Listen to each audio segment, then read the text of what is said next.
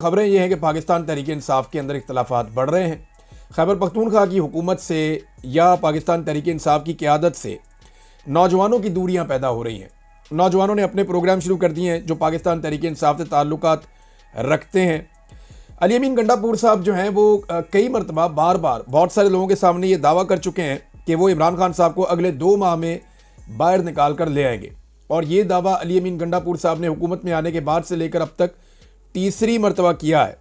26वीं आईनी तरमीम के मौका पर भी उन्होंने ये दावा किया था कि मुझे, यानी उस वक्त जब ये एहतजाज वगैरह चल रहे थे, इमरान खान साहब उसको रोकना चाहते थे, और उस वक्त भी अली अमीन गंडापुर साहब ने दावा किया था कि मेरे मुताबिक मामलात को चलने दें, मैं इमरान खान साहब को 2 माह में वापस ले आऊँगा।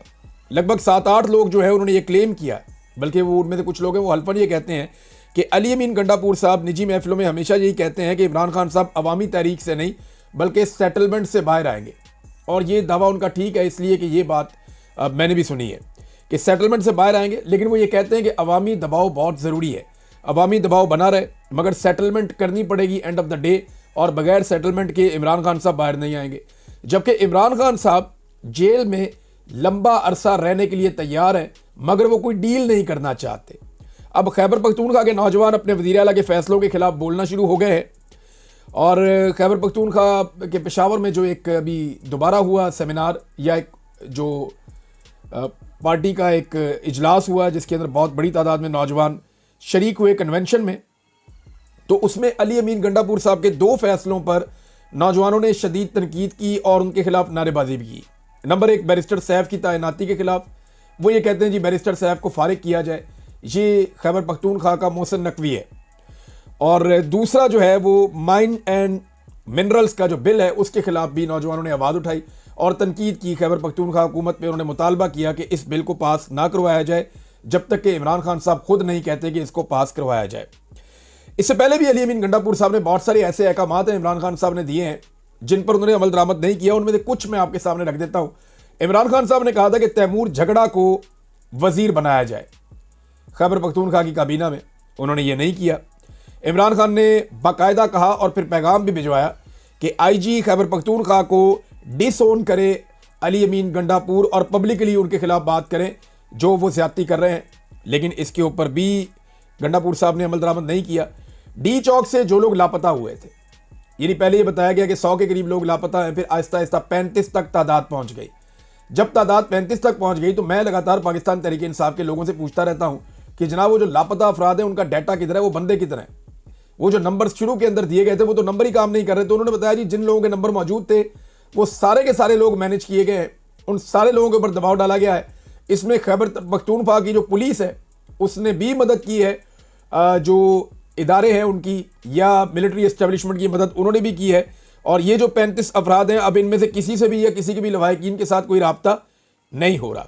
ये जो लोग डी चौक से लापता हुए थे उनके मामले में मैं आपको बता रहा हूँ, और मुझे ये पाकिस्तान तहरीक इंसाफ की क़यादत के अंदर से लोगों ने बताया कि अब उनसे राब्ता नहीं हो रहा। इसमें इमरान खान साहब ने जो अहकाम दिए इस हवाले से, या डी चौक के ऊपर जो जुल्म और बर्बरियत हुई, देखें डी चौक के ऊपर गोली चली, अली अमीन गंडापुर के सूबे के लोग शहीद हुए, उनके साथ जो लोग गए थे उनकी क़यादत में वो लोग शहीद हुए, और अली अमीन गंडापुर साहब उनको खुद दावत देकर अपने साथ लेकर गए थे। इनकी जिम्मेदारी थी उनकी हिफाजत करनी। लेकिन जो लोग शहीद हो गए, क्या अली अमीन गंडापुर साहब ने उन्हें इंसाफ दिलाने की कोशिश की? अब तक अली अमीन गंडापुर साहब किसी अदालत में पेश नहीं हुए जहां पे उनका मुकदमा लड़ा जा रहा है। किसी फोरम पे उन्होंने खुद पेश होकर कोई एक्टिविटी नहीं की, ना उन्होंने अपने लोगों से करवाई है। यानी सीसीटीवी फुटेज भी वो हासिल नहीं कर सके। अदालतों के अंदर लापता अफराद के हवाले से भी कोई पटिशन दायर नहीं की गई। हत्ता कि एक FIR दर्ज करवानी थी, उसके लिए अदालत में जो इन्होंने एक इस्तगासा दायर किया है वहां पे भी पाकिस्तान तहरीक इंसाफ की क़यादत मौजूद ही नहीं होती। यानी अगर पाकिस्तान तहरीक इंसाफ की क़यादत से आप पूछें, या जब भी वो तारीख आती है तो अगली तारीख मिल जाती है और लंबी तारीख मिल जाती है, इसलिए कि पाकिस्तान तहरीक इंसाफ की क़यादत उसको संजीदगी से लेती नहीं। होना तो ये चाहिए था कि जिन लोगों को अली अमीन गंडापुर साहब लेकर गए थे और जो वहां पे शहीद कर दिए गए, उनका मुकदमा अली अमीन गंडापुर साहब खुद लड़ते और वो ये कहते कि जनाब मैं अदालत में आकर खड़ा हूं, मुझे इंसाफ दिया जाए, मेरे साथ ये लोग आए थे पाकिस्तान के बेहतर मुस्तकबिल के लिए और इन्होंने अपनी जानें कुर्बान कर दी हैं, मैं इनके लिए इनके साथ खड़ा हूं। ना लापता अफराद के हवाले से कुछ हुआ, लगे इमरान खान साहब ने कहा, ना ही सीसीटीवी फुटेज के हवाले से कुछ किया। हालांकि इमरान खान साहब ने कहा ना ही जो लोग कत्ल हो गए उन कत्लों के बारे में कोई मामला आगे बढ़ाया गया या उठाया गया। हालांकि इमरान खान साहब ने कहा सिर्फ एक सवाल पूछ लेने से कि गोली क्यों चलाई, ये तो सोशल मीडिया भी पूछ रहा है, तो ये सवाल पूछ लेने से कोई गोली चलाने वाला आपको जवाब तो नहीं देगा ना। गोली चलाने वालों ने जवाब दिया ना, जो ओवरसीज डॉक्टर्स आए थे अमेरिका से, उनको साफ कहा जी वहां तो गोली चली नहीं, वहां तो ऐसा कुछ हुआ ही नहीं, वो तो खैबर पख्तूनख्वा के लोग असला लेकर आए थे, तो उन्होंने तो उन पर डाल दिया है। चौथी बात यह है कि दोनों मरतबा इमरान खान साहब ने अली अमीन गंडापुर साहब को हदायत की कि आप डी चौक जरूर पहुंचिएगा, लेकिन वो डी चौक नहीं पहुंचे।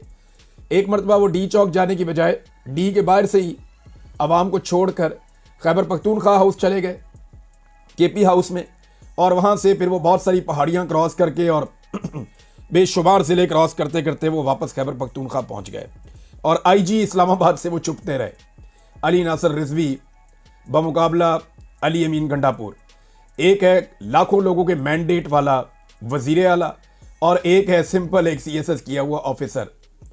और अब अली नासर रिजवी से अली अमीन गंडापुर छुप रहा था और अपने आप को बचा रहा था, बारिश में भीग रहा था, एक मजलूमियत की तस्वीर बना हुआ था एक सूबे का वजीर आला। इससे ज़्यादा शर्मिंदगी की बात हो नहीं सकती। पाकिस्तान की तारीख में कोई दूसरा वजीर आला आज तक किसी आईजी से या पुलिस वाले से छुपता हुआ नहीं पाया गया, बल्कि जब इस ओहदे पे आप बैठते हैं तो फिर आपके ऊपर आवाम की जिम्मेदारी होती है, आपको सामना करना पड़ता है। लेकिन अली अमीन गंडापुर साहब ने सामना नहीं किया। दूसरी बार जो है वो बुशरा बीबी साहबा को लेकर वो डी चौक पहुंचने की बजाय उसके करीब पहुंच के वहां से वापस मुड़ गए और वहां पे जो है बहुत सारे कारकुन शहीद हो गए। और भी कई अहकामात हैं, बयानबाजी से लेकर वफाक और एस्टेब्लिशमेंट से राब्तों पे बहुत सारी जगहों पे अली अमीन गंडापुर साहब ने इमरान खान साहब के अहकामात नहीं माने। अब ईसा नकवी साहब ने एक खबर दी है और ये खबर मैं आपके साथ शेयर करता हूँ, बड़ी इंटरेस्टिंग है। ईसा नकवी साहब इंटरव्यू दे रहे थे, बात कर रहे थे, और वो ये बात कर रहे थे जनाब असदुल्ला साहब से। उन्होंने कहा कि जब इमरान खान की बहनों को गिरफ्तार किया गया तो उस वक्त पाकिस्तान तहरीक-ए-इंसाफ रहनुमा एक वलीमे में मौजूद थे और इनमें कुछ लोग अलीमा खान के धरने की मुखालफत कर रहे थे। एक साहब ने कहा कि खान साहब कहते हैं कि गंडापुर जब भी एस्टेब्लिशमेंट से बात का कहता है तो जेल में मुझ पर सख्तियां बढ़ जाती हैं। उधर इमरान खान की बहनें जो हैं उनको पता नहीं किधर वीराने में जाके फेंक रहे हैं, ये इधर रहनुमा जो है पीटीआई के वो वलीमा एंजॉय कर रहे हैं। ये ईसा नकवी साहब की खबर है, गालिबन इन्होंने खुद सुना या किसी को कहते हुए सुना। इन्होंने कहा जी एक साहब ने कहा कि खान साहब कहते हैं कि गंडापुर जब भी एस्टेब्लिशमेंट से बातचीत करता है तो जेल में मेरे ऊपर सख्तियां शुरू हो जाती हैं। अब ये कैसे हो जाती है वैसे गौर करें। अब जब भी कोई बातचीत का माहौल बनता है या बनाया जाता है उस वक्त इमरान खान साहब के ऊपर वाकई सख्तियां शुरू हो जाती हैं जेल में, और वो इस बात का शिकवा पहले भी कर चुके हैं। बैरिस्टर सलमान सफदर साहब ने एक स्टेटमेंट दिया है इमरान खान साहब को लेकर और उनके केसेस को लेकर, क्योंकि देखें इमरान खान साहब को जिन केसेस में अंदर रखा हुआ उनका कानून के साथ तो ताल्लुक कोई है नहीं। अब इस पे बैरिस्टर सलमान सफदर साहब ने कुछ हकायक सामने रखे हैं। उन्होंने कहा काफ़ी अरसा से केसेस इल्तवा का शिकार है, हमारी बार बार की दरख्वास्त के बावजूद तोशा खाना का केस नहीं लगाया जा रहा।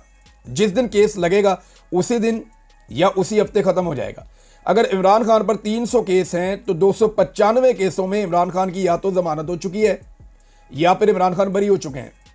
इमरान खान अब 2022 का जो सिलसिला शुरू हुआ है 2025 गुजर रहा है, इस सिलसिले की रोकथाम होनी चाहिए और इमरान खान की रिहाई अब हो जानी चाहिए। यानी अब इमरान खान साहब को मजीद अंदर रखने का पहले भी कोई कानूनी जवाब तो था नहीं, अभी भी कोई कानूनी जवाब नहीं है, लेकिन इस निज़ाम ने इमरान खान को खौफ की वजह से अंदर रखा हुआ है। दो चीज़ें जिसकी इन्फॉर्मेशन इमरान खान साहब तक पहुंचनी चाहिए, उन दोनों चीज़ों की इन्फॉर्मेशन अभी तक इमरान खान साहब को नहीं दी गई। नंबर एक, जो काटलंग में ड्रोन हमला हुआ था, खैबर पख्तूनख्वा के ज़िला मर्दान में काटलंग के इलाके में जो ड्रोन हमला हुआ जिसमें मासूम शहरी खवातीन और बच्चे शहीद हो गए थे, इस मामले को दबाने की पूरी कोशिश की गई है और इस मामले को इमरान खान साहब के सामने नहीं रखा गया, उनको नहीं बताया गया, ना ही उनका मौक़िफ़ लिया गया है। बैरिस्टर सैफ ने मुलाकात की, नहीं बताया। आज़म सवाती ने मुलाकात की, नहीं बताया। अली अमीन गंडापुर ने मुलाकात की, इसके बारे में कोई खबर बाहर नहीं आई।